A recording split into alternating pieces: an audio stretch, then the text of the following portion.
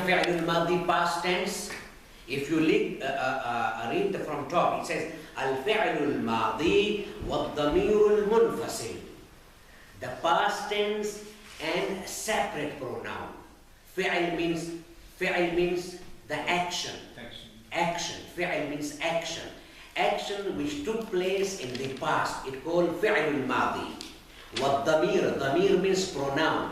منفصل means separate pronouns. So in this particular topic today, we are going to discuss about past tense and separate pronouns. So how we are going to define past tense in Arabic? It says على أي شيء يدل, on which thing فعل الماضي indicates. So يدل الفعل الماضي على حالة. Next sentence يدل الفعل الماضي على حالة. Either past tense فعل الماضي is going to indicate on a situation أو عمل or on an action وقع في زمان سابق, which happened in previous time, whether it is yesterday or day before yesterday or half an hour ago or 1 hour or whatever time. Because past tense is not only, for example, 1 year back. No, that is not only. Maybe 1 year, maybe 1 week or 1 month or 1 day or half an hour. That is also past. That's called near future also. Near time, near that time. So, here says in Arabic says, for example, if you look there, it says nahu. Can you see nahu? Yep. Last. Nahu. Nahu. Nahu. So here nahu means, for example, in Arabic, in English it says such as. Nahu. In Urdu it says mathalan. Again. Nahu, word nahu. Dr. Sir, nahu. It's very familiar in our society, in Shia society. Easy. Let me just give you a clue. We recite and we use this one in Hadithul Kisa. Nahu al-Kisa. Nahu al-Kisa. So Imam Hassan alayhi salatu wasalam came and he says salam upon you, and Hazrat Zahra says he went Nahu al-Kisa, toward the Kisa. Nahu. So same spelling and same thing, Nahu. So Nahu means toward and Nahu means also such as. For example. So here example is, he's giving example of fi'lul madi. Fi'lul madi means past tense. So what is the example here? It says marida, if you look here, marida, marida. Not za, marida. Marida. And what does it say that? Can you read? Marida, jamilun. Marida, jamilun. So jamilun. In English, if a complete sentence, you need a tense, a verb. And then you need a subject. And then you need an object. So verb, subject, and object. Sometimes we use only verb and subject, not object. It is not the same thing in Arabic. So in Arabic it says, for example, verb, it is fi'l. Fi'l. So where is the fi'l? Where is the verb here? Marida. Yes. Is a marida is a verb? It's a verb, yes. It's Not a verb. jamilun. Huh? Jamilun, what about the No, jamilun is a subject. subject? Subject. You will never find tanween on a verb. It's impossible. Tanween means an, in or un. That's called tanween. An, in or un. In Urdu say do pesh, do zabar and do zer. In Arabic say tanween. Tanween means an, in or un. This is a sign of a noun. Noun receive tanween and of it, not verb. It is impossible.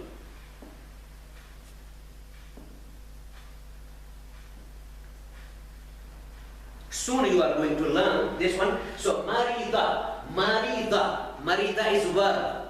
It's a verb, and jamilun is fa'il. Fa'il means subject. So how we are going to translate here? Marida jamilun. Jamil is a name. Marida jamil. Jamil got. How you translate Abbas here? Marida jamil. Ill. Jamil got ill. Jamil got ill. So we are talking about an action which took place on a person. Half an hour, 1 week, or 1 month, or 1 year. That's why this is past tense. Marida is a past tense because it indicates action took place on someone not today, maybe half an hour or 1 week. Marida jamilun. So it's a simple sentence. Marida is fi'il and the subject called in Arabic fa'il. Fa'il. Marida jamilun. Yes. That's the meaning of Jamilun mean beautiful as well. As well, beautiful as well, and it's a name as well. So Marida jamilun. Marida, just example, just give example, and then inshallah you'll understand what I'm trying to say. Marida jamilun. And then other example it says, just what is in, what you call in bracket, you don't just read this. And what is other example, Dr. Saab, in that? In that paper. You want to read the same? Yes, read please. Yes. Marada Jamila al-Bariha. Al-Bariha, just forget this Al-Bariha. Okay. And the next one? Akaltu tufahatu. Tufahatan. Akaltu tufahatan. Akaltu tufahatan. Akaltu. So, the word here, akaltu. Because past tense has 14 formation. Past tense got 14 formation. In past tense, 14 for past tense, 14 for present tense, and 14 for future tense. So in Arabic it's a very rich language. It's a very rich. That's why if you look here, it says akaltu tufahatan. Akaltu means I ate. I ate. Tufahatan, an apple. Tufahatan, an apple. I ate. So ate, if that action took place not now, while ago. That's why this is past tense. Akaltu tufahatan, I ate an apple. So we are dealing only past tense. Just go below, okay? And then it says, ma huwa damir. What is the pronoun? Ma huwa damir, the same page. Ma huwa damir, here. Ma huwa damir, damir means pronouns. Ma huwa damir, sister, you also look into that paper. Ma huwa damir. What is pronoun? What is the pronoun here? So it says in Arabic here, ad-damiru كلمة تستعمل للدلالة على شخص غائب أو شخص مخاطب أو شخص متكلم.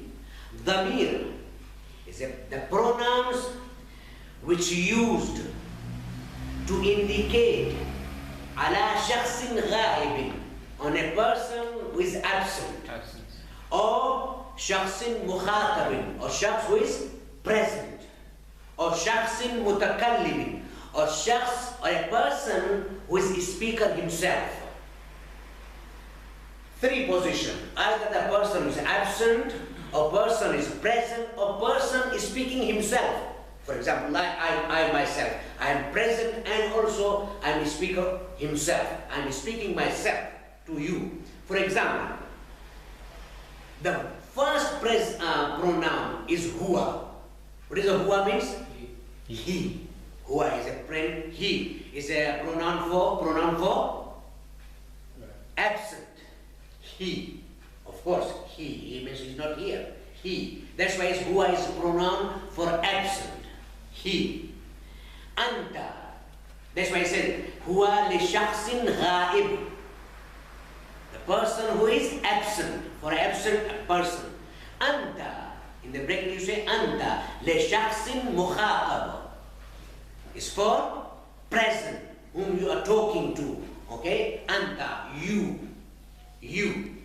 And then ana لشخص متكلم.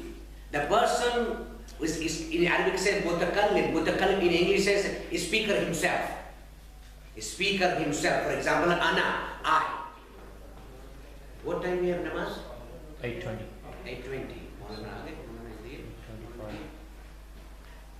Is it possible if you pray this there masjid floors? Yeah, take it there. Everybody in wudu? Okay, let's look at it. Okay, we go for namaz and only for 15 minutes, then inshallah we continue. So, marida jamilun. Marida is verb and jamil is subject. So in Arabic, marida is fi'l and jamil is fa'il. Marida jamilun. In Arabic, the sign of verb, sometimes you'll find verb and then object, then subject. Most of the time, verb and subject. Subject is always with the rafa. With the rafa. Rafa means, in simple language, rafa means this. In Arabic say dhamma, u. In Urdu say pesh. Pesh. But here, when we deal with grammar, Arabic grammar, so rafa means not dhamma. Rafa means always the sign of subject. The sign of subject is rafa. It means the subject is always with rafa. Subject is always with rafa. Rafa means not only u. Un is also rafa. Give any example. Anyone can give example that subject is always with rafa. Safa wa Marwa. No, I would like this. Jamilun. Jamilun.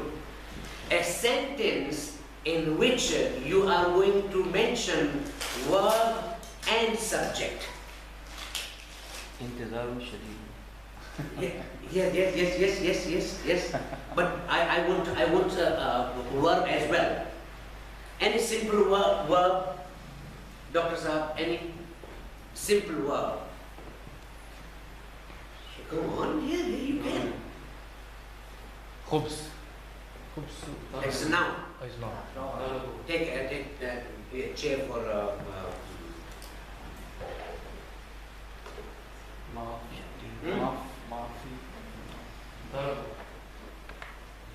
Always remember, verb is not going to accept the mean, not an, not in, not un.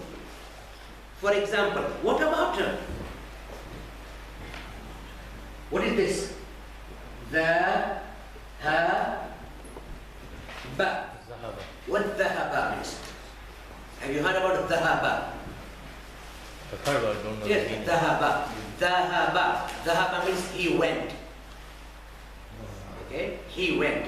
But after this is not complete sentence. You need a subject. You need a subject. You need a fa'il.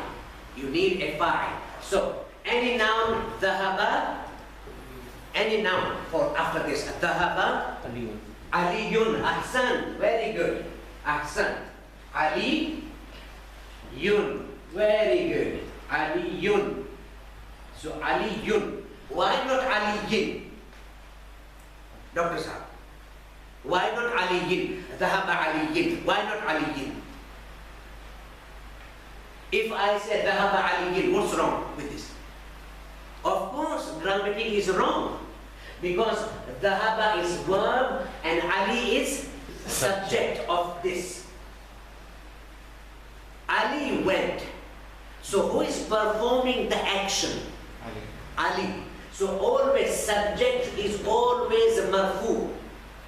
Whether it is you or yun. Ali yun.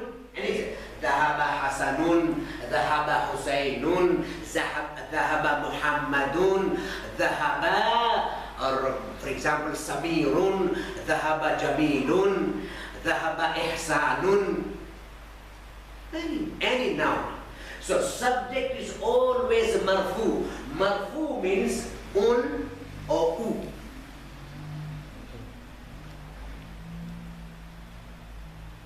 Very famous.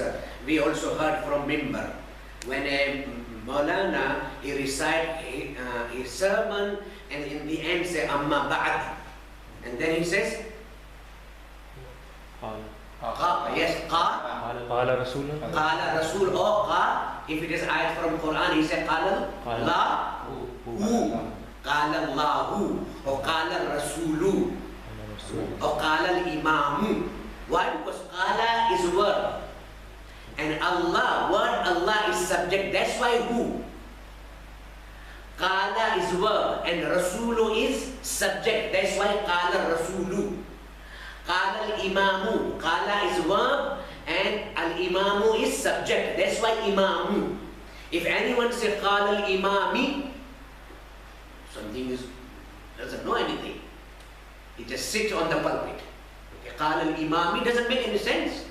Because Arabic in grammar, always, subject is always. Inshallah, I'm going to, when you are going to see, then you understand. So Dhahaba Aliyun. Let's just go through with this paper.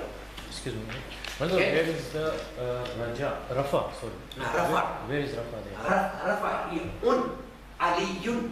Yes. Rafa Is Rafa. double page. Double page. Rafa means either Rafa. Rafa means u or un. Whether it is Dhamma, U or Dhamma Tanween, Un. In Urdu say either it's a pesh or double pesh. All the place you see, anywhere, just look into Arabic, you'll find U. If it is subject, then U. So I don't want to go more in detail, so I don't want to talk about object. No, this is not our topic, but inshallah soon. But you can't put the name first, like Ali Zahara.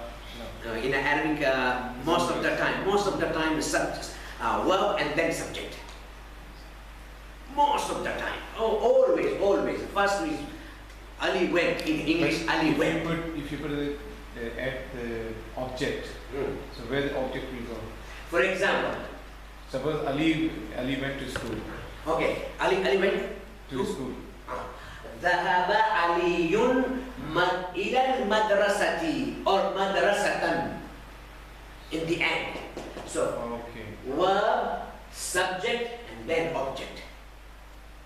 And in Urdu, I think in English, the subject is first, Yes. and verb, and then Yes. Okay. But in Arabic, first is verb, subject, and then object. oh, okay. Let's make it simple. For example, simple. For example, from here, make it simple. For example, akala. Akala means he ate. Akala means he ate. Akala, give me this is verb, and give me a subject. Akala. Hasanun. Hasanun, very good. Hasanun. Hasanun. And now an object. Apple. For example, so how are you going to say in Arabic? Akala Hasanun Tufa. Tufa Tufahat. Tufahatan. Tufahat. Verb, subject, and object. Object is always with a or an. That's why I say in Arabic says subject is always marfu. Marfu means with rafa, and object is always mansub. Mansub means with a or an.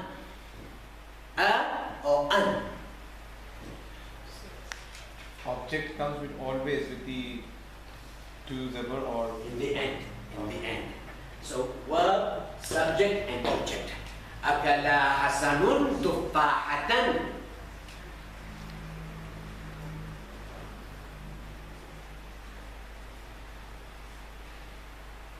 That's why in hadith beside it. Qalat Fatimatu. Qalat Fatimatu. Not Qalat Fatimati. Why Fatimatu? Because Fatima is in that particular sentence is subject. Fatimatu.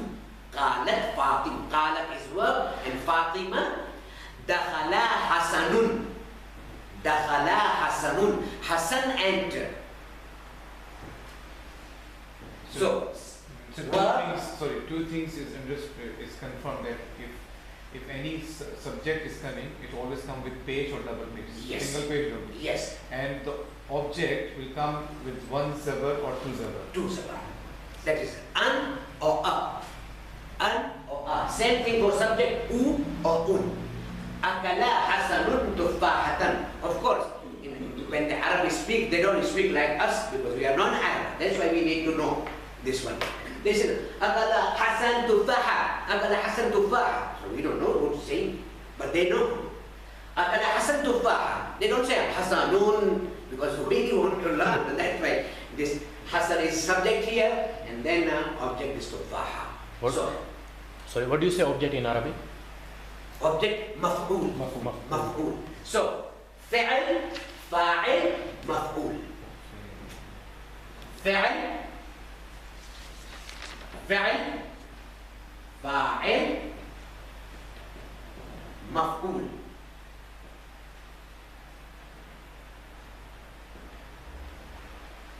So فعل فاعل مفعول. فعل means the person who performed the action, and مفعول on which action is being performed. So the action who performed is Hasan. Action on which is being performed is an apple.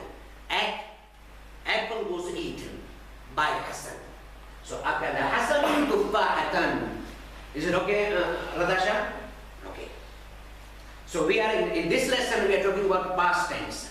In Arabic, how we are going to, okay, go through this page and then I write something here.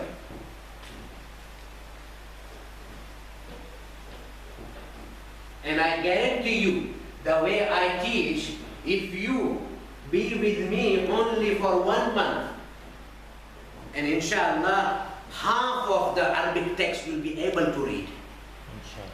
Inshallah. But the way I want you to read, one word by word. Okay.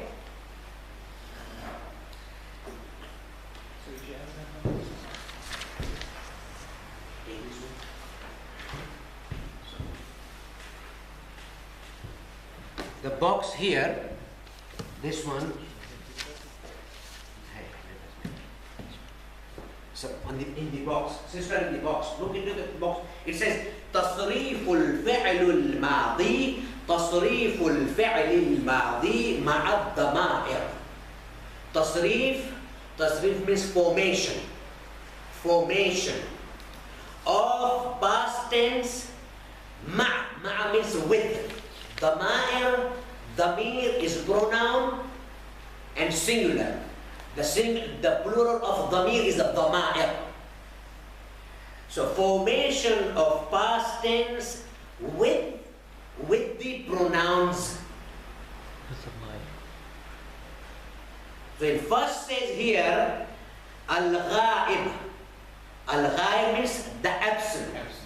So first verb we are going to see in past tense, that is for absent one, the person who is absent. So for example, here he says huwa darasa. What darasa means? Lesson. Darasa, dars. Huwa darasa. Okay, lesson. But here we are talking about tense, verb. He studied. Huwa darasa. Huwa darasa. The person who teach, person who give lesson, what we call it? Teacher. In Arabic and also Muallim. And second one is? Second is? Mudarris. Mudarris also used in Urdu as well. Yes, mudarris. Muallim, mudarris, and also teacher. Teacher is an English one. So, huwa darasa. Huwa darasa.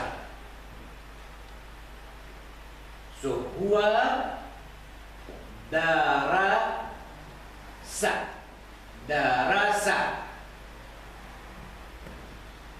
Huwa darasa. Huwa means he, and darasa means studied. He studied.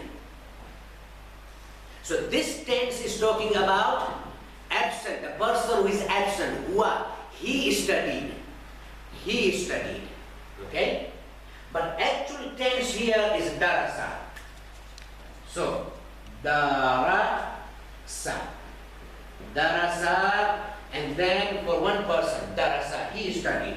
And then come darasa with alif. Darasa. Darasa, darasa. He studied and they both studied. For dual. For one is darasa. For two is with alif. After sin, alif will come. That indicates that is for dual. Darasa, darasa. Two or more, or Reading. just two? Only two. Only. In reading is always same. Darasa or darasa alif. Little, Almost.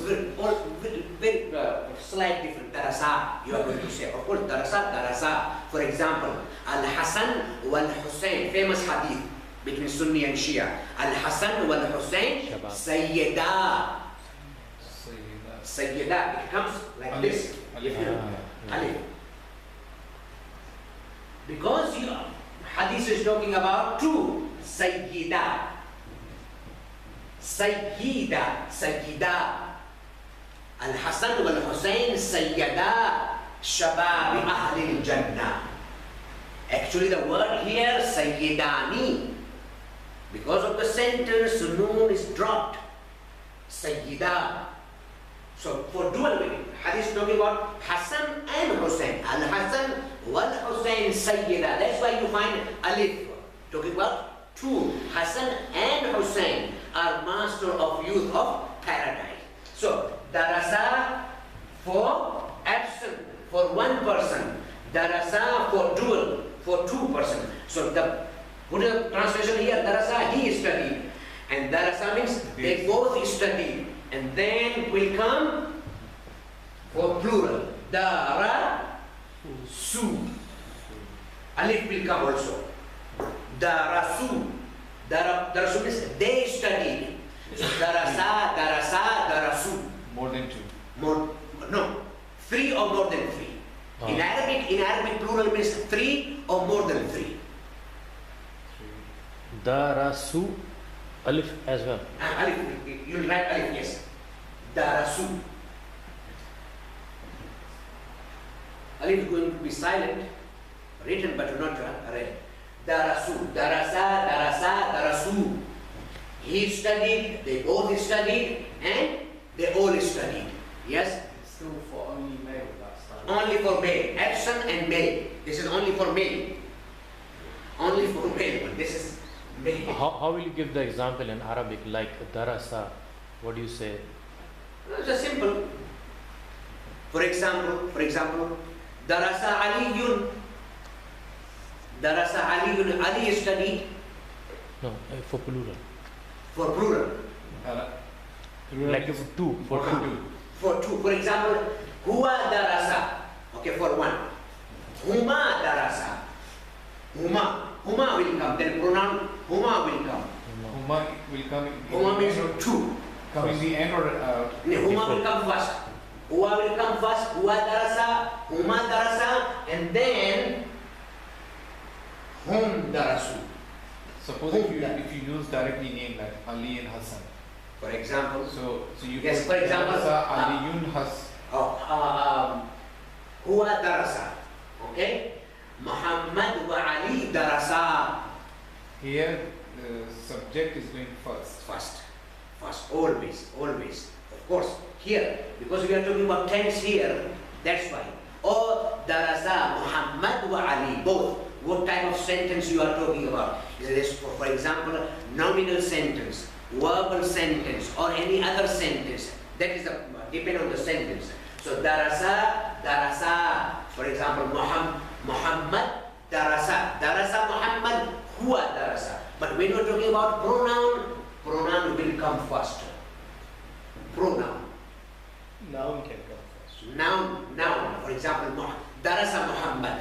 So then noun will come second.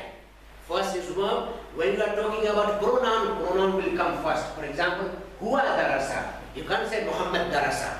It doesn't look sound good. So yeah, that's my question. That subject, if you're taking directly name, it comes after that. Yes. After verb. Yes. Afterward. And So- pronouns always goes. Pronoun will come first. Huwa darasa, huma darasa. Huma means they two. Whom they all. How we write that? Darasa, darasu. Only darasa, darasu. Just I'm giving you an example that what is the past tense. Past tense. Darasa is past tense, darasa is also past tense, and darasu is also past tense. So We how are gonna be? only we are dealing, not subject, not object. Only we are dealing with tense only. Only with tense. Only verb.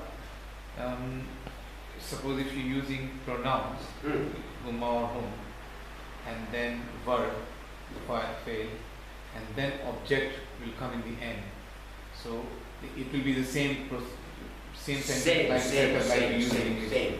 Yeah. For example, darasa aliyun kitaban, darasa aliyun Qur'anan. Same method. Muhammad studied Quran. Muhammad studied a book or the book. Same method. So here we are not talking about subject, not talking about an object. Only we are talking about past tense. So what is past tense? How you are going to write? You are going to write only darasa, darasu. This is past tense, singular, dual, and plural. All three for absent and for masculine. You said huwa darasa for one. You say huma darasa for two. For two. As he asked that, if you put two names, can you put two names like Muhammad or Ali darasa? Yes. Yes, this is right sentence. Yes. Okay. The sentence No, is right. Muhammad and Ali will come after. After. Yes. Not the first. Not the first. No. Darasa Muhammad wa Ali. Pronouns. Oh. If you are talking about noun, if you are talking about pronoun will come first. So darasa Muhammad Ali. This is the right Darasa sentence. Muhammad wa Ali. This is the right sentence. Muhammad wa Ali. Not Muhammad Ali darasa. No. No, that's wrong. Darasa If you Muhammadun the wa pronouns, it Aliyun. will come first. Oh, okay. Thank you. But we are not talking about subject and object. We are just talking past tense. Darasa, darasu. Okay? So you are going to memorize all 14. Okay?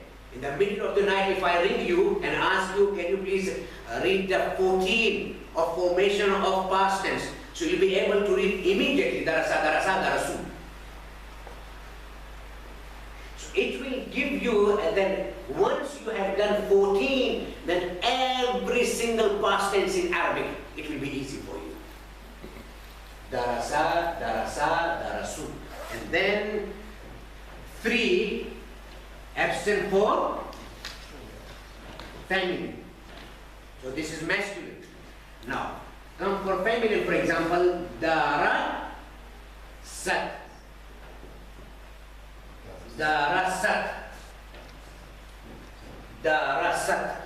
It's like same muzakkar or muannas. Yes, in Arabic. mudhakkar and muannas. So first we have done mudhakkar. Now we are dealing with muannath one. Past tense for muannath and absent. Past tense for muannath and absent, which is ghaib.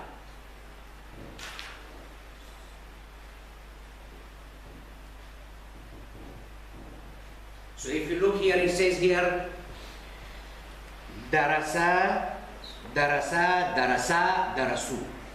3 for past tense, for masculine. Now feminine. Darasat, darasata, darasna. Darasa, darasu. And then for feminine, absent, past tense, darasat. Ta will come in the end. Always. she said. Okay? Or now will come subject, for example, in Hadith al-Qisar, قالت Fatima. If you say قالت Ali, it's wrong. قال Ali. Not قالت. Because yes, te is the sign of female. yes. Mu'annath. Are you ready, Shabbat? How much time I have? We go ahead 9 or 5. So then, what time shall I finish? जब भी अब जब तक 10 minutes? 10 minutes? 10, 15 minutes? 10 minutes. 10 minutes, okay. So darasat and same thing. Darasata. Darasata. Darasata. Darasat. Darasata. She studied, they both studied. For feminine. They both studied. Darasata. Again alif will come. So ta in the end, and alif indicates for dual. Darasat, darasata, and then darasna. Darasna. Darasna. Darasna. So this is full sukun.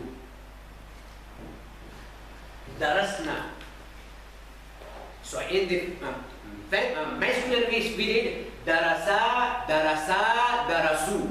And here for feminine, darasat, darasata, and then darasna. There was darasu, waw and alif in the end. And here, noon in the end.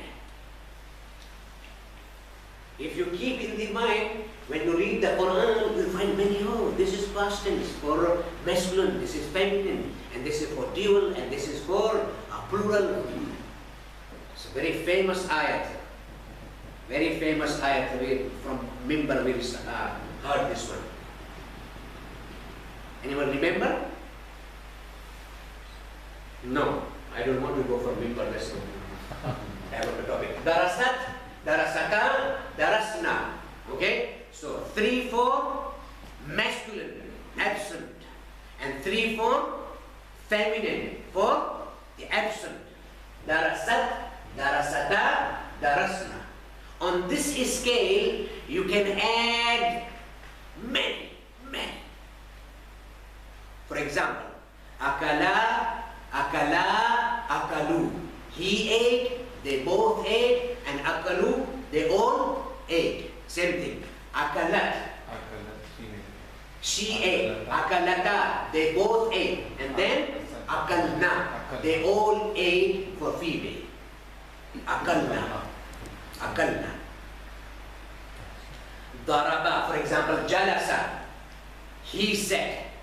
Jalasa, they both said. Jalasu, they all said. For feminine, darasat, she said. Darasata, they both said. And darasna, they all said for female. So as many you want to add, you can on this formation. So we have done for 6. Darasa, darasa, darasu. And then darasat, darasata, and darasna. And comes to 3 more, and then finish. Then comes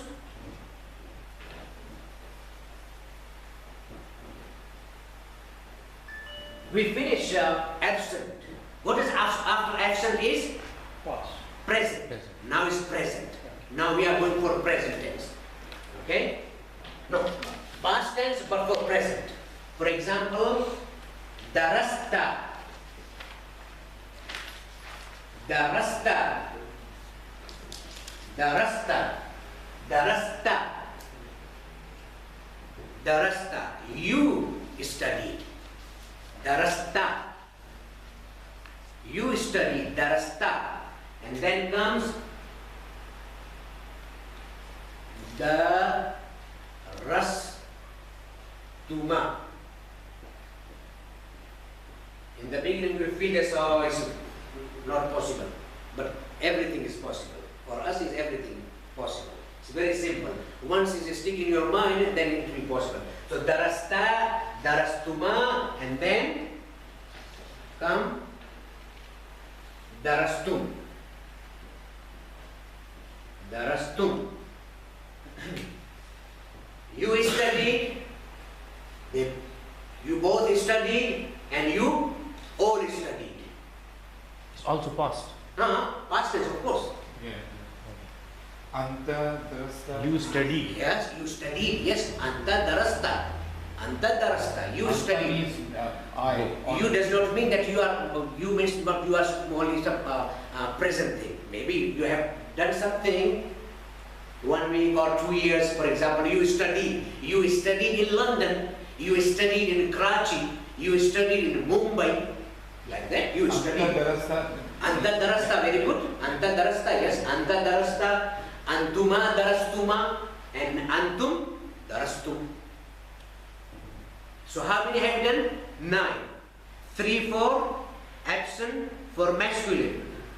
3 for absent for feminine. And 3 for present for masculine. Darasta, darastuma, darastum. Is it okay? Yep. Only 4 very simple homework for these 9. Okay? So I am giving you only one tense, past tense, and you are going to make 9 out of it. For example, simple one.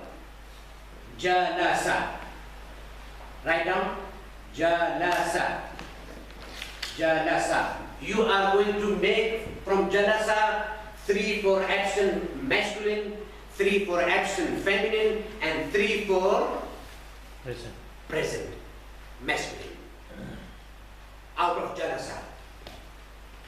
Out of jalasa. For example, let me just give you jalasa, jalasa, jalasu.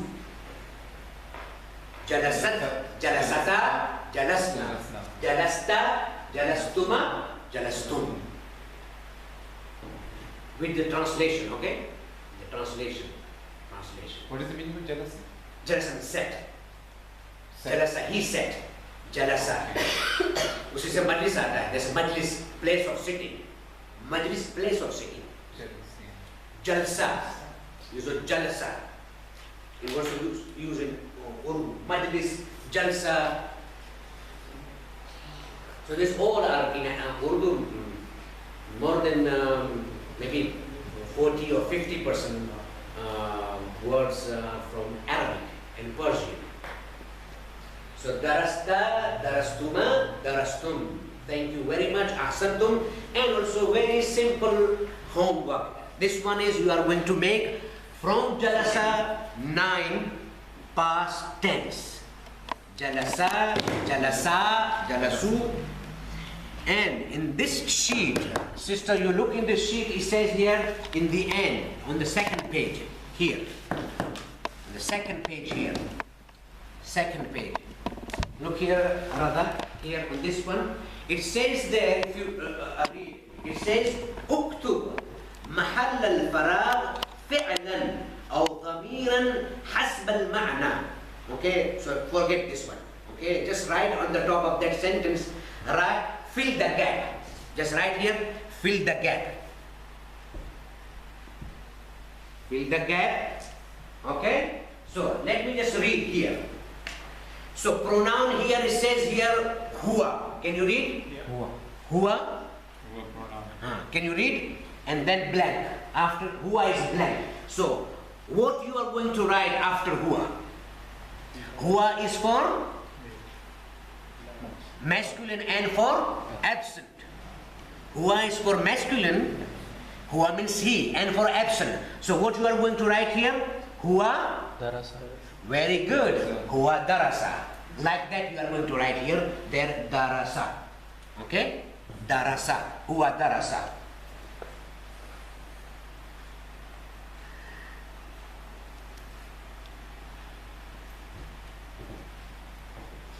Just I'm giving you just what you call a translation, and then you are going to write. And the second one, it says la'ibu. La'ibu. La'ibu. Two. La'ibu. Wow and alif is the sign of Two. Plural. only alif is sign of dual. Wow and alif is sign of plural. Three. Plural. One, three. Darasu. Darasu, for example. So la'ibu means they played. Write the translation. they played. The translation is they played. La'ibu means, yes, la'ibu means they played. Okay? And after that it says farihna. Farihna means they got happy. From farhat. Farihna, they got happy.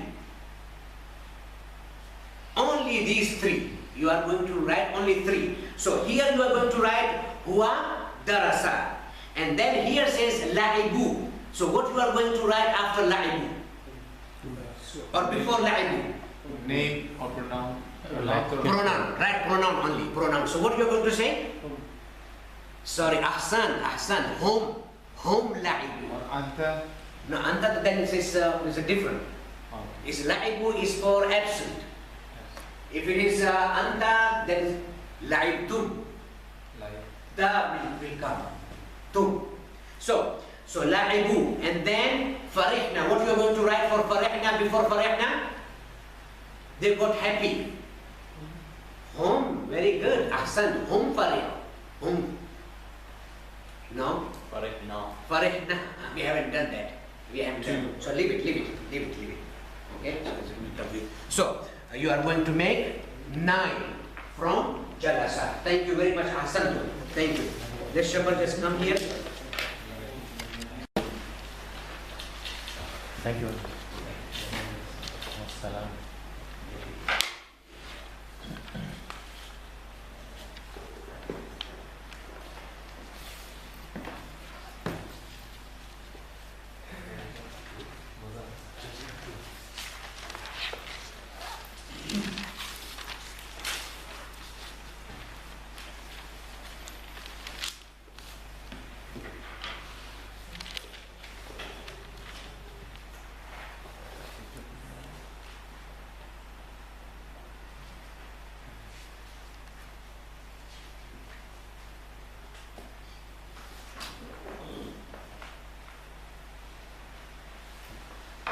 Move your hair from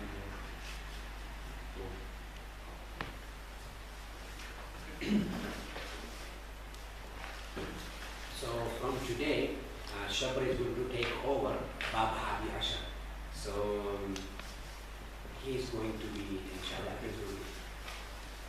أعوذ بالله من الشيطان الرجيم بسم الله الرحمن الرحيم الحمد لله الذي علم بالقلم علم الإنسان ما لم يعلم والصلاة والسلام على محمد وآله وسلم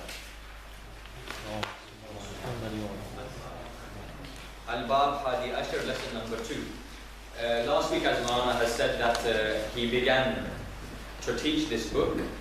However, we have now swapped around, so Maulana will take Arabic grammar and I will take Bab Hadi Ashar. In front of you, I think you will have both the Arabic text which we are studying today as well as the English, because there is an English text which is an old English translation, however it is useful for us.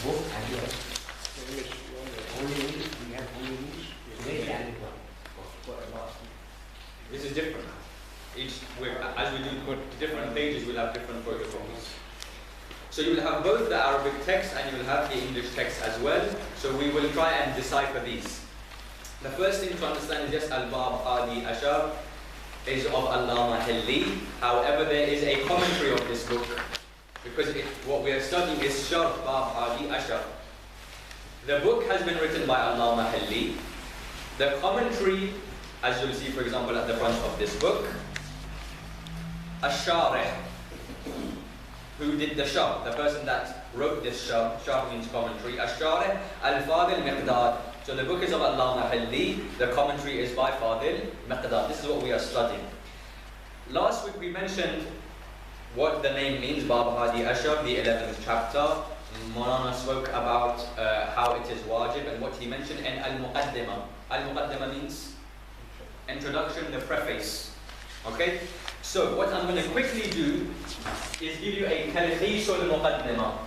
And this lesson may be slightly difficult, but slowly this will come. Talkhis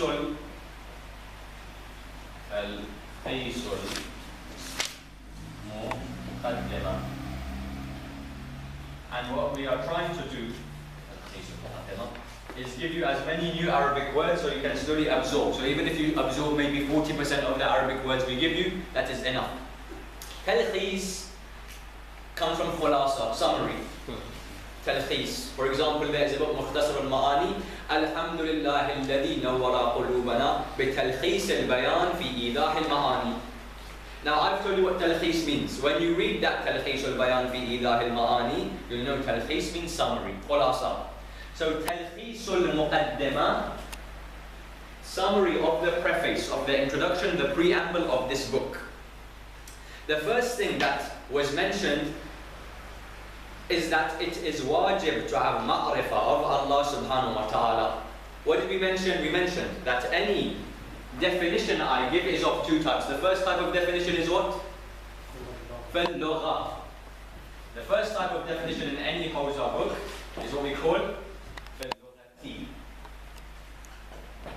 Lugha means what? The dictionary definition of any word. You look at the dictionary definition first. Then you look at the definition fil istilah.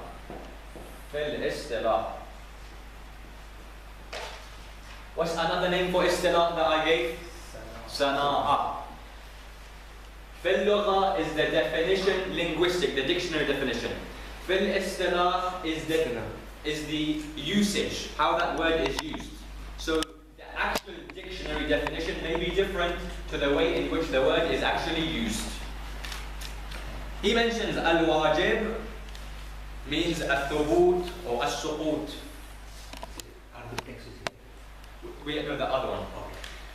Wajib, with regards to its linguistic meaning, means to establish or to fall. This is just a quick introduction. We're going to get into the main part of the lesson soon. In istilah, wajib means that if you leave this act, you will be blameworthy. So, for example, salah is wajib. If I leave this act of salah, I will be blameworthy in the eyes of Allah subhanahu wa ta'ala. So if someone asks you what is the definition of wajib fil lugha, you will say as-suqut, to fall or to establish. We've done this last week. When I say what is the definition of wajib fil istilah, I will say it means that action which if I do not perform, if I leave it, I will be blameworthy and I will qualify for punishment in the eyes of Allah. This is what wajib means. Allah Mahalli says that when we say, or the Shari, the commentator says that when we say to have ma'rifah of Allah subhanahu wa ta'ala is wajib, what type of wajib? He says there are two types of wajib. Number one, generally, aini and kifai. Aini means what? It is wajib on every single person to do that action. For example, salah 5 times a day, yawmiya, it is wajib on every single person to recite 5 times a day the prayer. This is wajib aini. The second is wajib kifai. Wajib kifai is that wajib, if one person does it, the rest do not have to do it. For example, I say salamun alaikum. One person replies wa alaikum assalam, that's it. It's not wajib on anyone else. He says when we say that to have ma'rifah, to have understanding of Allah is wajib, do we mean wajib aini or wajib kifai? Wajib aini. In other words, it is wajib on every single person to have ma'rifah of Allah subhanahu wa ta'ala. This is what we said so far. They mention also a very interesting word that you see in fiqh.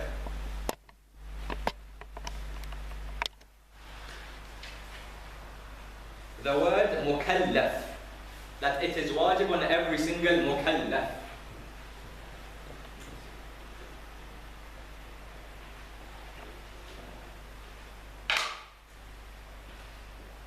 Al-mukallaf.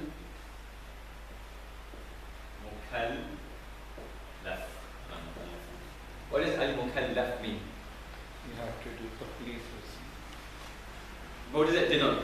Here they explain what mukallaf means. They say, Al-insan huwa al-insanu al-hayy al-baligh al-aqil. Mukallaf huwa al-insan, an insan, a human being, who is hayy, who is living. Number 2, he is baligh, he has reached the age of puberty. He is aqil, he has aqil, he is not insane. When they say mukallaf, they mean every single person who is bound by the duties of Sharia. Because someone who is living, who is baligh, who is aqil, he has to pray his salah. But someone who is not baligh, does he have to pray his salah? No. Is he a mukallaf? No. Someone who is baligh, he is living, but he is not aqil, he is insane. Does he have to pray his salah? No. Is he a mukallaf? No. A mukallaf is that human being who is living, who is baligh, who is aqil. So when they say it is wajib on every single mukallaf to have ma'rifah of Allah, it means every single person on whom these duties of salah and sawm etc. are wajib, that person, it is wajib on him to have ma'rifah of Allah subhanahu wa ta'ala. This is all in the muqaddimah, the preface, the introduction. So far we've mentioned what is wajib, what does he mean when he says having ma'rifah of Allah is wajib. When he says that it is wajib on every mukallaf. By the way, who is mukallif? There is mukallaf and there is mukallif. If I was to read in the Arabic as mukallif, I'd be wrong. If I would say mukallaf, this is passive participle. This is active participle. Mukallif is Allah, because Allah is the giver of taklif. Mukallaf is everyone else. Now right now you may not understand passive and active, but just to make sure that when you read this, you will not read it mukallif, you will read it as mukallaf. Inshallah you'll understand what taklif is, etc, etc, etc. Then he says, it is wajib on every mukallaf to have ma'rifah of usul al-deen. What does usul mean? What does deen mean? It says usul is a foundation. Usul is foundation because these are the foundations of religion. Aqa'id, Tawheed, Adala, Nubuwa, Imama, Qiyamah. These are the foundations of religion which all other sciences depend upon. So fiqh, laws, ahkam, they depend on aqa'id. Tafsir of Quran depends on this. So this is called usul, the basis, the foundation. Then they say usul al-deen. What does deen mean? Again they give the two types of definition. They say lughatan and istilahan. That the word deen, linguistically, if you look at deen in the dictionary, it will mean jaza, recompense. In other words, you do something for me, deen would be I give that thing back to you, I reward you in this way. In istilah, he says deen means at-tariqatu wa-shari'ah. Deen, when we look at how it is used, its dictionary definition is something else. How it is used, at-tariqatu wa-shari'ah, the path, the sharia, the way of life, the law.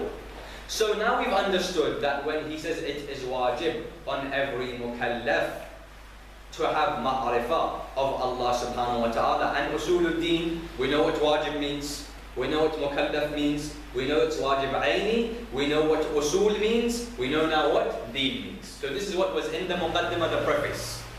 Now we start on the pages that I have given you in Arabic on the left page. So I have photocopied this way on the left page. Al-Fasl al-Awwal, at the beginning, Al-Fasl al-Awwal, Ma'rifatullahi ta'ala. Is everyone with me? Have they seen it? Al-Fasl al-Awwal, Ma'rifatullahi ta'ala. You will annotate this as we go along. Number one, what does Fasl mean? Fasl. Lesson or something. Chapter. Separate. Chapter. Separate. No. Chapter is bab. Fasl is section. Section.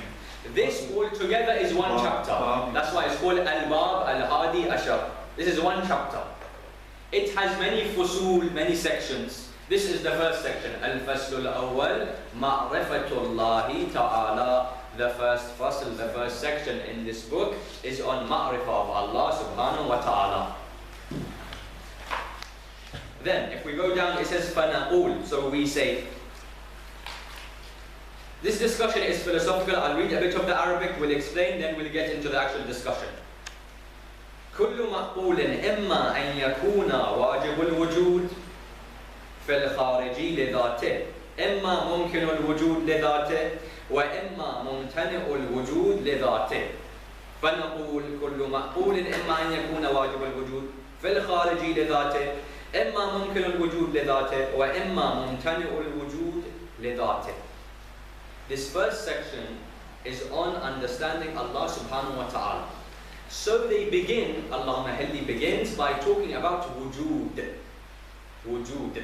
When I say wujud, I mean what? Existence. So he starts by saying every ma'qul.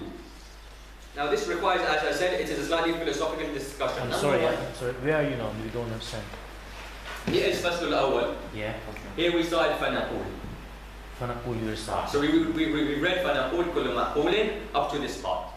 Yes. Ma'qul.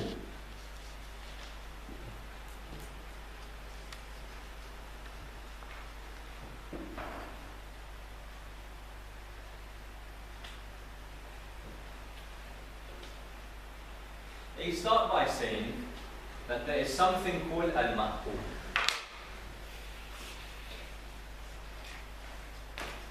Al-ma'qul. Does anyone know what al-ma'qul means? Al-ma'qul. Al-ma'qul, as it says here, if we go down to where it says to this line, to the second paragraph. To the second paragraph.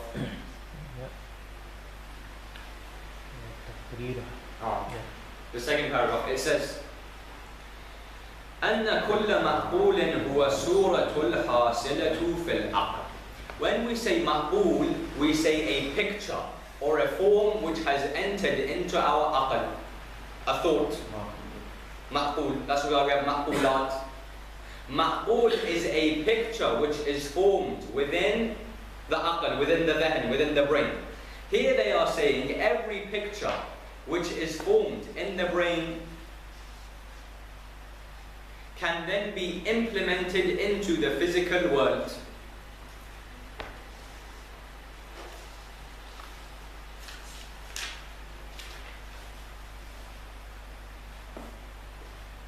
So I have a picture within my mind. So let's say, for example, this is my mind. This is my mind. And within my mind, I have maqbulat, I have various different pictures or pieces of information or thoughts. For example, I have one thought that there are two gods. This is within my mind. This is maqbul. This is something that I have conjured up and thought. It is within my mind. It is maqbul. It is a picture within my mind that there are two gods. I am imagining it.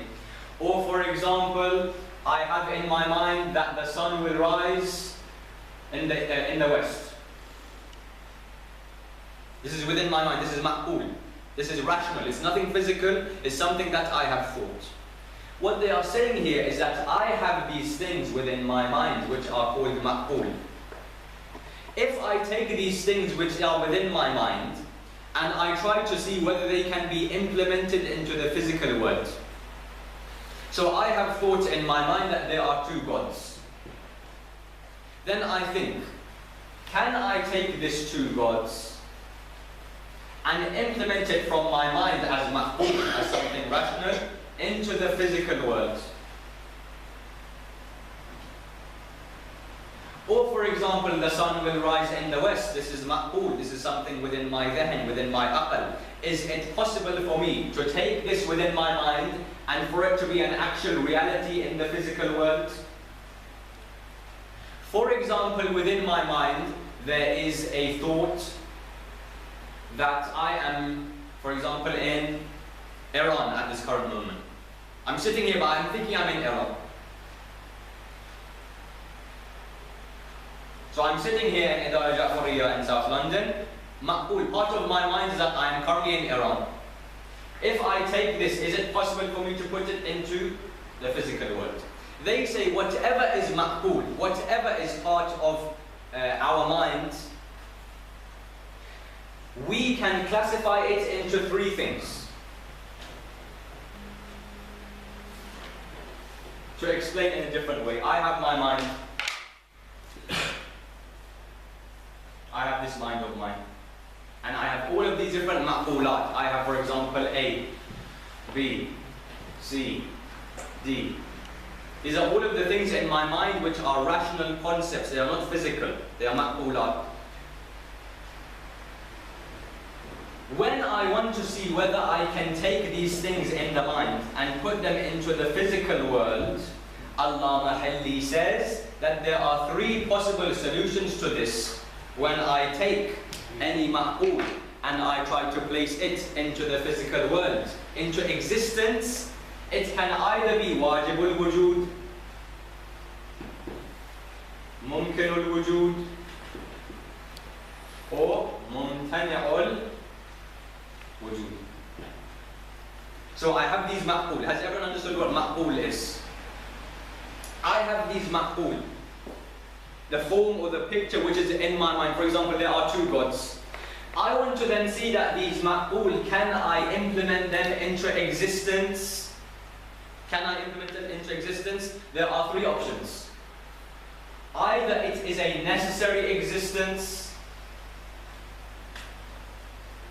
Wajibul wujud, it is necessary for that thing to be physical.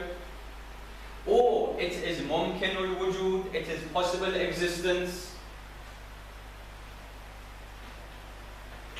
Or it is mumtani'ul wujud, impossible. Now I'll explain with an example. Within my mind, I had a ma'qul that there are two gods. I had a ma'qul that there are two gods. When I look at the world, I will then look, is two gods a necessity? Is it necessary that there are two gods existing? Is it possible that there are two gods existing, or is it impossible? We will say that when I have the idea of two gods in my mind, and I want to take it into the physical world, this will be impossible. It's mumtani'ul wujud. It is impossible that this rational thought of mine will ever be a reality. However, one day I'm sitting, I have a rational thought that there is one God. Is the fact that there is one God impossible, possible, or necessary? Necessary. The fact that there is one God came in my mind.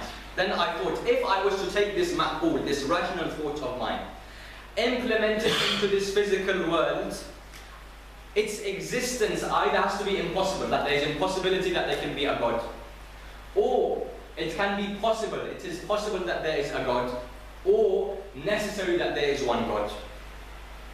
This ma'qul is wajib. He is basically saying that any existence is either necessary, possible, or impossible. An idea of an impossible existence, two gods. Another thing which is impossible, that 3 plus 2 is 7. It is impossible that this will be true. It will rain tomorrow on Sunday. Is this necessary, possible, or impossible? Possible. Possible. It is Sunday tomorrow. This is necessary. So what he is saying is that any thought which comes into my mind, I will see whether I can implement that thought into the physical world. When I want to see whether that thought will be implemented, it will either be necessary that it is existing. It will either be possible that it is existing, or it will be impossible that it is existing. Is everyone clear with this so far? Yeah. Okay, so wajibul wujud, necessary existence. It has to exist. There has never been a time that it has not been existing. Mumkinul wujud, possible. It may exist, it may not. Give me an example of mumkinul wujud. An example of mumkinul wujud, possible existence, the human being himself. It is possible that I will exist. It is also possible that I will not exist, because I am dependent. Wajibul wujud is independent. No matter what happens, it has always existed. It will always exist, because it is necessary to exist. There is something that may exist, may not exist. There is something also that it is impossible for that thing to exist. Two gods, for example. So here he is saying basically that existence is of three types: necessary, possible, or impossible.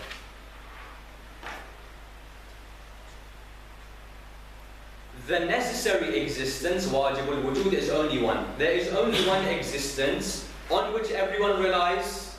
that has always been there, that is independent, and that is Allah subhanahu wa ta'ala. So when he says at the beginning, Al-Fasl, Ma'rifatullahi ta'ala, that this section we are dealing with Allah's ma'rifah, he is trying to show us that Allah is part of Wajib al-Wujud. We are part of Mumkin al-Wujud. Now there is more detail.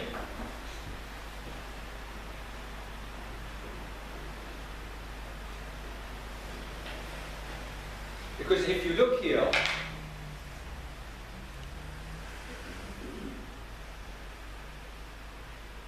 where we began reciting فَنَقُولُ كل مقبول, every مقبول, إما أن يكون واجب الوجود في الخارجي لذاته. Every مقبول, every rational thing, it can either be necessary existence في الخارجي, in the external world. Now he has said what? لذاته. Ignore that for a second. كل مقبول, every مقبول, next to مقبول you will write the definition that we have given. كل مقبول إما أن يكون واجب الوجود في الخارجي لذاته. Every rational thought which enters into my mind, it is either necessary that that rational thought is existing, واجب الوجود. إما ممكن الوجود لذاته, or it is possible that that thing in my mind is actually existing in the physical world. وإما ممتنع الوجود لذاته, or that thing in my mind, it is impossible that it will ever be in existence. Now the question comes, why has he written لذاته?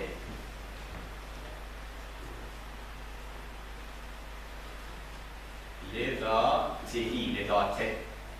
What this means, when I say واجب الوجود لذاته, I say the necessary existence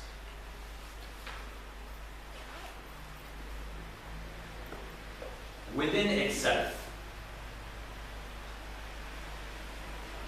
So if we look now at the English that we have given. So we say that every object of thought, maqbool, is either necessarily existent objectively in itself. Every object of thought, it is necessary that it exists in itself, لذاته, or is possible of existence in itself, or is impossible of existence within itself. Now the question comes, why is it that they have said within itself? What does this mean? Why have they said واجب الوجود لذاته, within itself, without anything else? This is the discussion. This is a bit of a complex discussion, so you'll have to bear with me.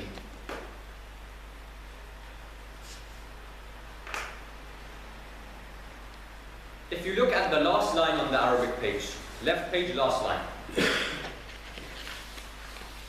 وإنما قيدنا الواجب بكونه لذاته احترازا من الواجب لغيره كوجوب الوجود المعلول عند حصول علة الطامة. He is saying that we have specifically said لذاته, within itself, to make sure that there is no confusion between واجب الوجود لذاته and واجب الوجود لغيره. I'll explain. واجب الوجود لذاته, واجب الوجود لغيره. He has said واجب الوجود لذاته, it is necessary existence within itself. This is necessary existence because of something else. What does this mean? I'll give an example.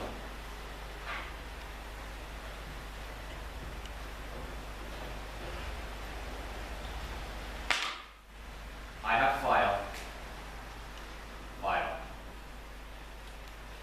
When fire is there, it is wajib that there will always be smoke.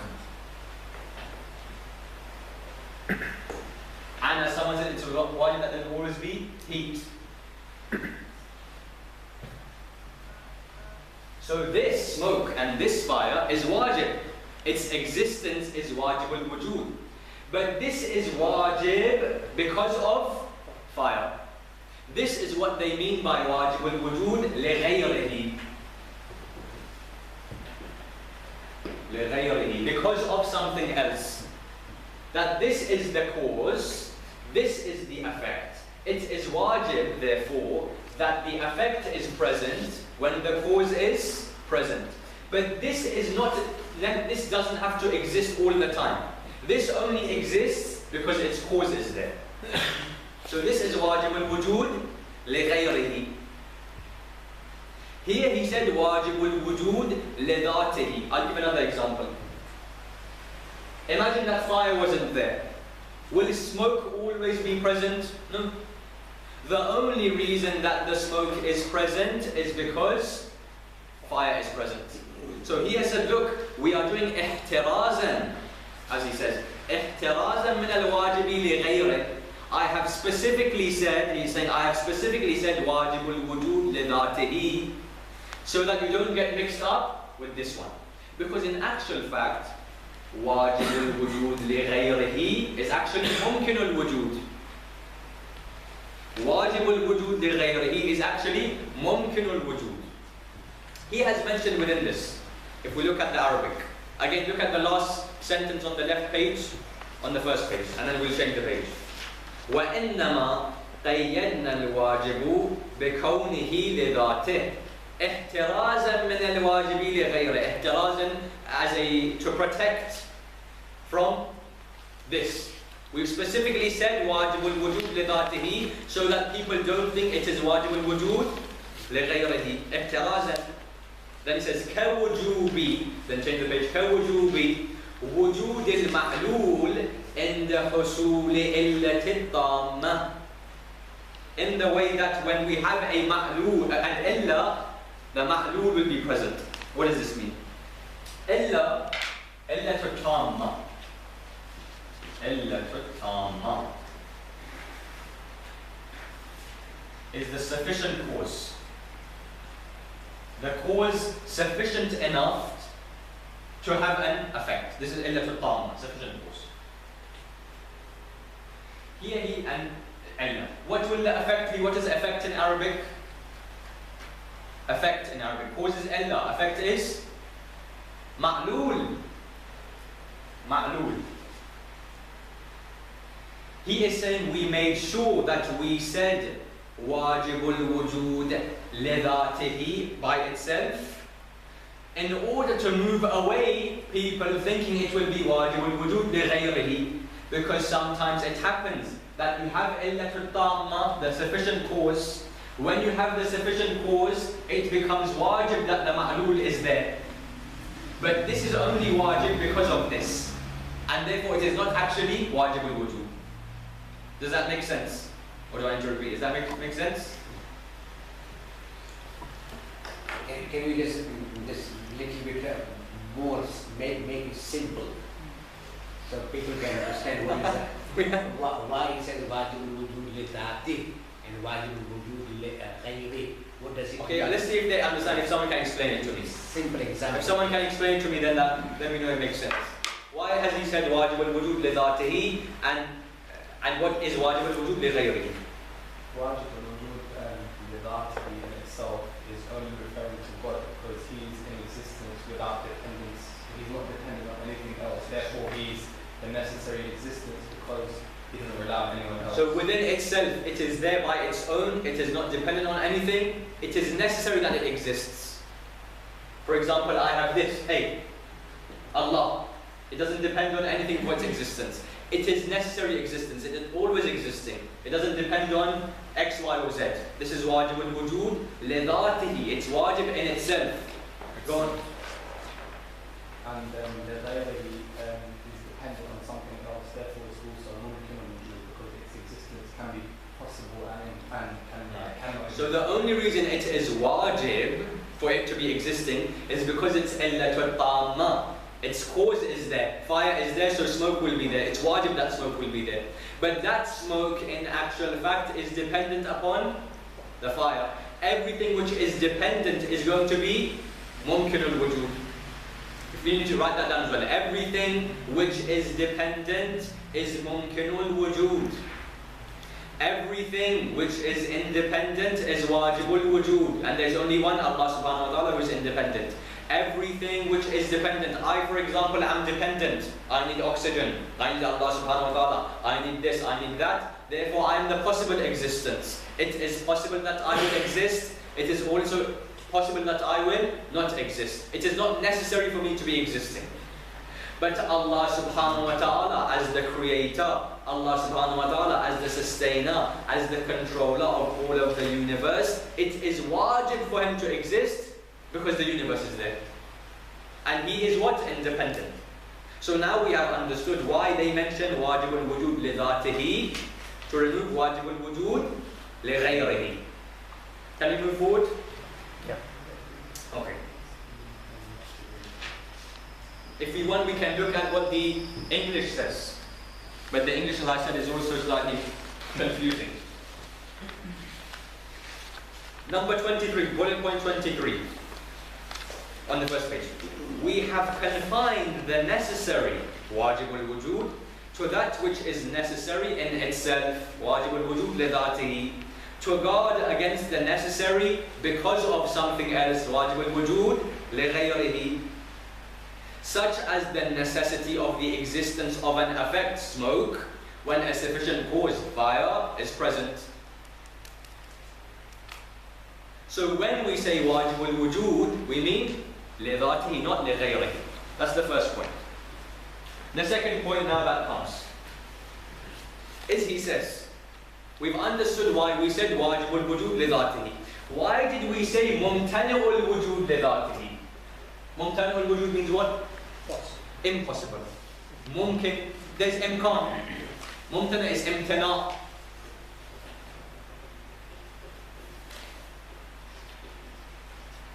The next question they go to answer is, why did we say mumtani'ul wujud li dhatihi? What's the reason behind this? It's exactly the same reason. That the absence of the cause will make it impossible for the effect to be present. So, as I said, smoke is always there when there is fire. Which is the illatul tamma, and which is ma'lul. Fire is illatul tamma, the sufficient cause. Ma'lul is the effect. If I don't have fire, it becomes impossible for smoke to be in existence. So it becomes mumtani'ul wujud li ghayrihi. But we're not talking about that. We want to know about li dhatihi, two gods. This is impossible. But sometimes smoke can be impossible when fire is not present. For example, it is impossible for there to be rain when there are no clouds in the sky. This is also impossible existence. Mumtani'ul wujud. But this is li ghayrihi, not li dhatihi. Does that make sense? So what would be li dhatihi mentioned? Two gods. It's impossible by itself, on its own, to have more than one god. Or an ignorant god. It's impossible for this to be in existence by itself. It's not reliant on any other cause by itself. For example, I had two gods, A and B. This is not being affected by a cause, nothing. On its own. That's what we're saying, on its own. When we talk about existence, we're talking about without any other interference from causes. On its own, it is impossible for there to be two gods. On its own, it is necessary for there to be one God. Li dhatihi, within itself, not without li ghayrihi. Li ghayrihi means with interference from others. Like dependence. Like, for example, a cause and effect.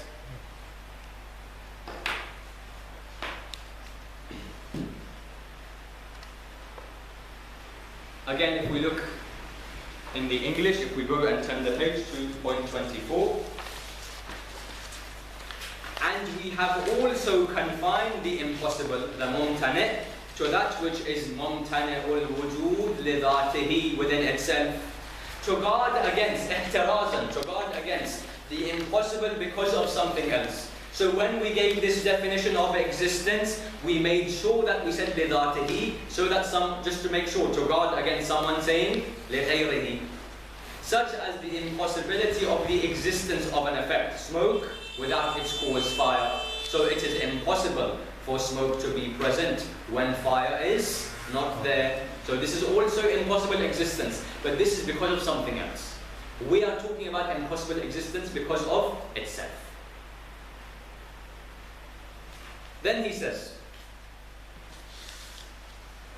وَهَذَانِ الْقَسْمَانِ دَاخِلَانِ فِي قِسْمِ الْمُمْكِنِ. Both of these, واجب الوجود لغيره, ممكن الوجود لغيره, in actual fact they are what? ممكن الوجود لغيره. In actual fact they are mumkin, they are possible.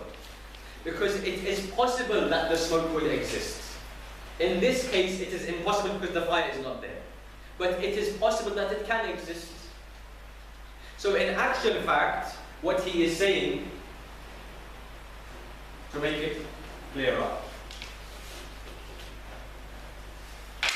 is we have wajibul wujud, mumkinul wujud, mumtani'ul wujud. We have said that all of these are lidatihi. Because if we actually look at the wajib li ghayrihi and mumtani' li ghayrihi, they also come in the area of mumkinul wujud. They are actually possible existence. Because of the cause at that point, they may have been wajib or they may have been impossible. But in actual fact, they are possible existence.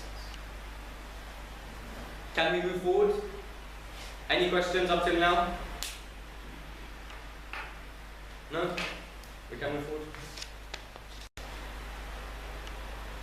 Illatul Tamma means Illatul Tamma, sufficient cause. For example, fire. Ma'lul is affect the smoke.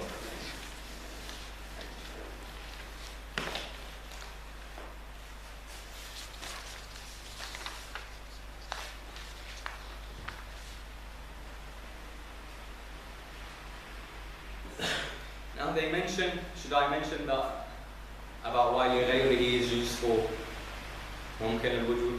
No. Okay, there's another bit, but it is too in depth. We'll go on. But these things will come slowly. If you can read again and watch this, the first video has already been put up. If you can watch this one as well, inshallah it'll make sense. Now, if we look at this same page, okay, look at the first page. The first page so far should be annotated in Arabic with certain words. So for example, near ma'qul we would have written the picture or sound which is within the mind, the aql. Within next to wajib al-wujud we wrote necessary existence. Next to mumkin al-wujud, possible. Mumkin al-wujud, impossible existence. Then at the bottom, ihtirazan, right at the bottom, ihtirazan, last line, we will write next to ihtirazan, to guard, ihtirazan minan, to guard ourselves.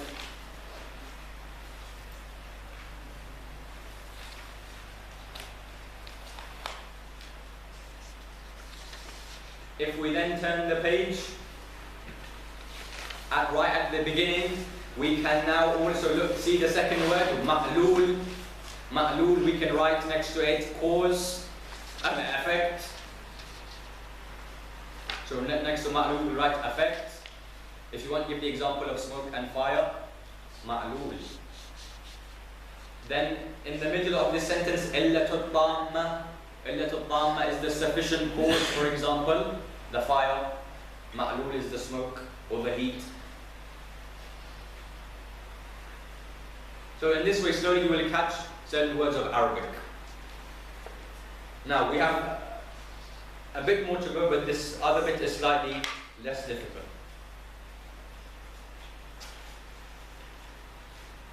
If we then look at the third paragraph, وَلِنُتِمَّ هَذَا الْبَحْثِ, the third paragraph, وَلِنُتِمَّ هَذَا الْبَحْثُ. Everyone has seen it? وَلِنُتِمَّ هَذَا الْبَحْثُ بِذِكْرِ فَائِدَتَيْن. Now we will complete this discussion by mentioning fa'idatain, two benefits or two issues, two matters. We will end this discussion by mentioning two matters of importance. If you look number 26 in the English, we will end this discussion by mentioning two matters. وَلِنُتِمَّ هَذَا الْبَحْث بِذِكْرِ فَائِدَتَيْن, by mentioning two matters of importance on which the discussion that is to follow depends. So far we have seen wajib al-wujud, mumkin al-wujud, mumtani al-wujud. We have seen why it is that Allah Mahalli and the commentator have mentioned لِذَاتِهِ in order to move لِغَيْرِهِ. Now he's saying we're going to finish this discussion off by mentioning certain points which further discussion will depend upon. So what they are mentioning, we'll look at 5 points as to what are the characteristics of wajibul wujud. So we've said this is the necessary existence. What is the characteristics of this? Number 1.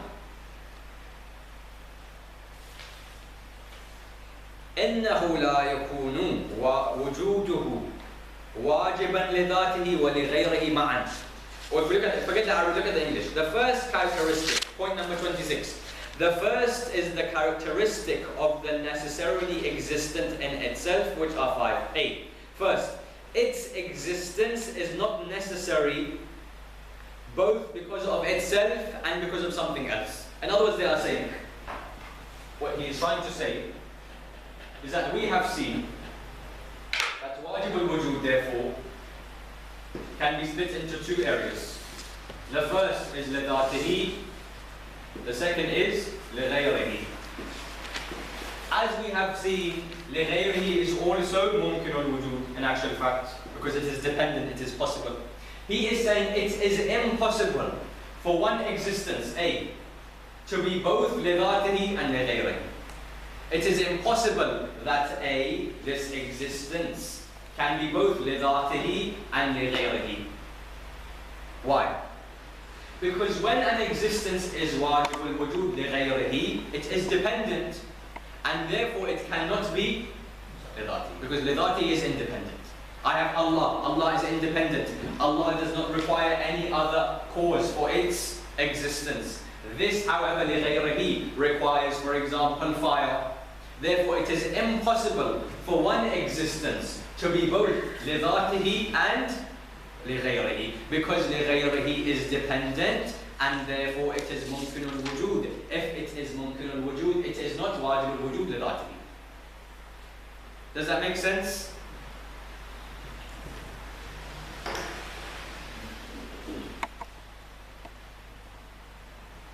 Because if it is lighayrihi, it is dependent on something. Whereas wajib al-wujud lidatihi is independent, it is completely on its own, it is always existing, it doesn't require any other factors for its existence. A, number 1.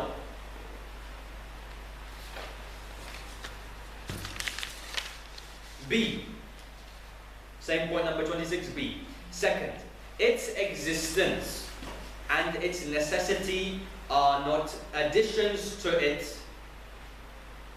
Its existence, wajib al-wujud lidatihi, its existence and its necessity are not additions to it.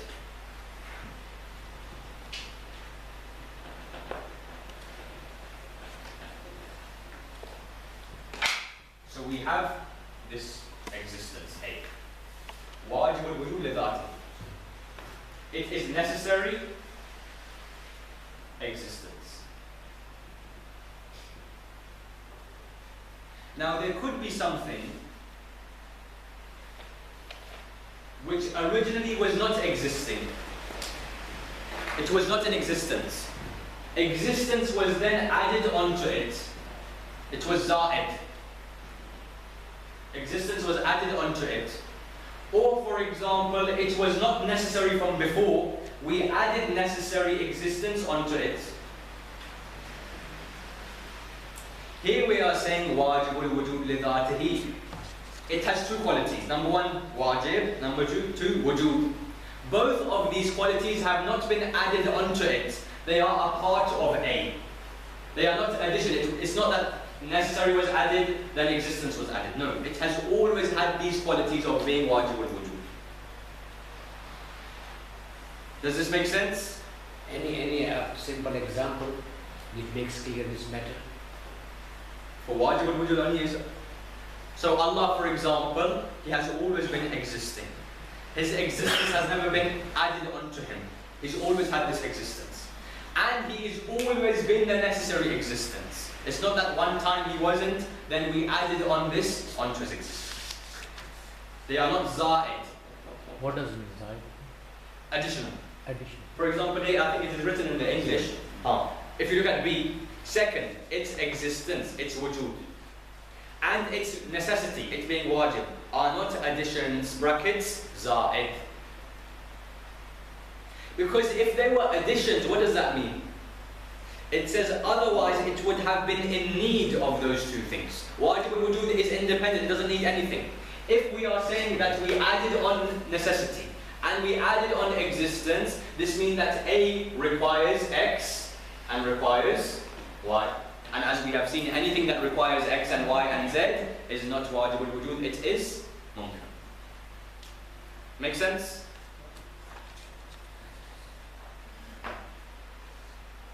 C. The third point.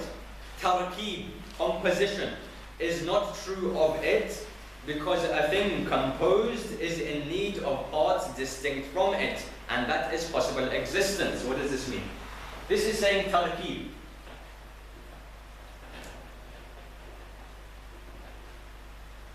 We have one left, tarkeeb. Tarkeeb.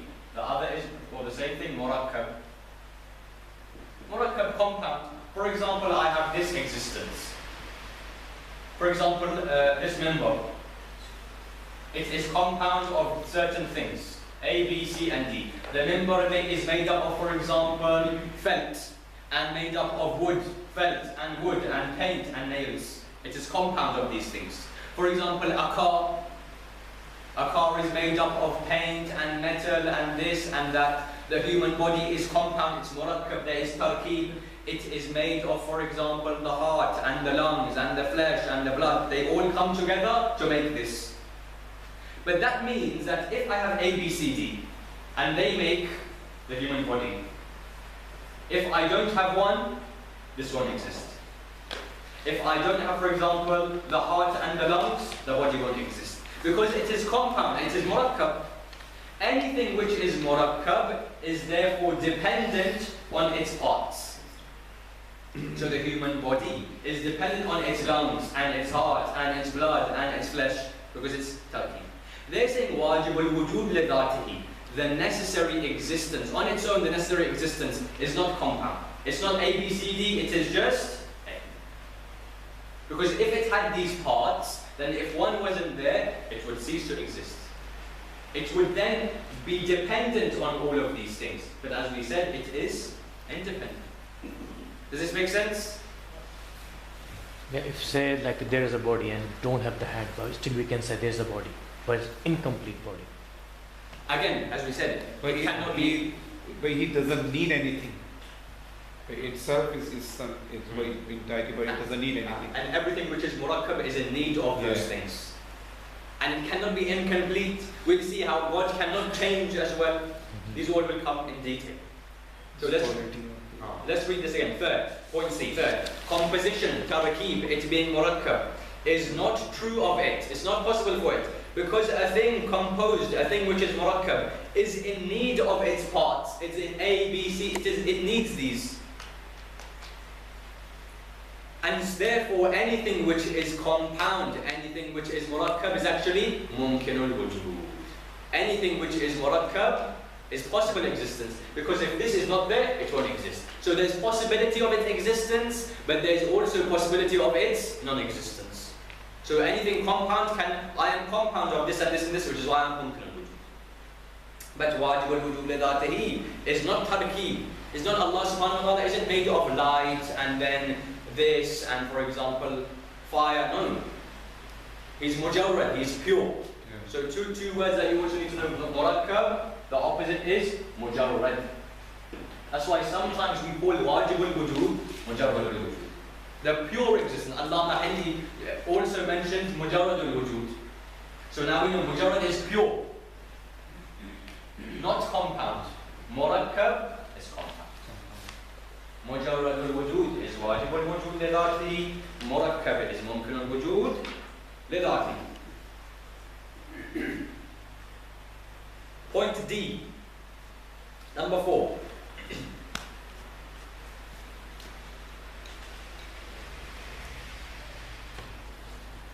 Excuse me. 4.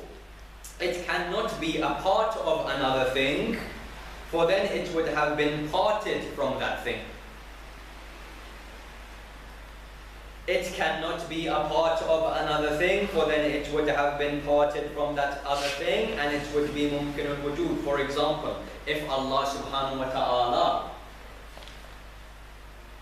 if we had A and B, and Allah came from A and then was made. For example, if we say Allah has a father, he came from this father. Therefore, his existence is dependent on his father. So God, wajib al-wujud li dhatihi, the necessary existence, has not come from anything.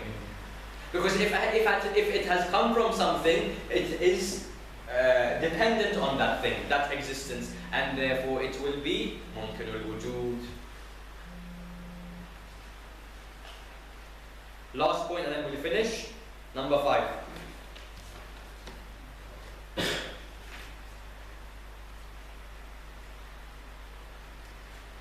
Number 5, it cannot be true of two things. This is Old English. It cannot be two. We cannot have two wajib al-wujud. So we have seen so far, wajib al-wujud cannot be li ghayrihi and li dhatihi both. Because li ghayrihi is mumkin al-wujud, it is dependent. Number 2, we saw that its existence, it being wajib and its existence are not additions to it. They have always been part of it. Number 3, we saw that tarkeeb, composition, it being murakkab, cannot be the case. Number 4, we saw it cannot have come from a certain thing, because if it comes from a certain thing, it is dependent on that thing. And number 5, we cannot have two of these. We cannot have two of these existence. What is the proof of that? It will come when we discuss tawheed. So in this book so far, we have looked at 2 pages only, which speak about wajib al-wujud, mumkin al-wujud, mumtani al-wujud. We've looked at why he specifically said li dhatihi, to remove li ghayrihi. And now we've seen the 5 characteristics of wajib al-wujud li dhatihi. Next week then we see the 3 characteristics of mumkin al-wujud. And then we go on further to prove Allah, to prove why there is only one wajib al-wujud, etc., etc., etc. Now, as this was maybe slightly a difficult lesson, if you can, please read through this again. And also, Brother Ali Jafari or myself will send you the whole book in English. And in Urdu, they are both, Urdu and English. So then you can read, look at the notes, watch the video, so that inshallah I can sink in. Wa akhiru da'wana and alhamdulillahi rabbil alameen.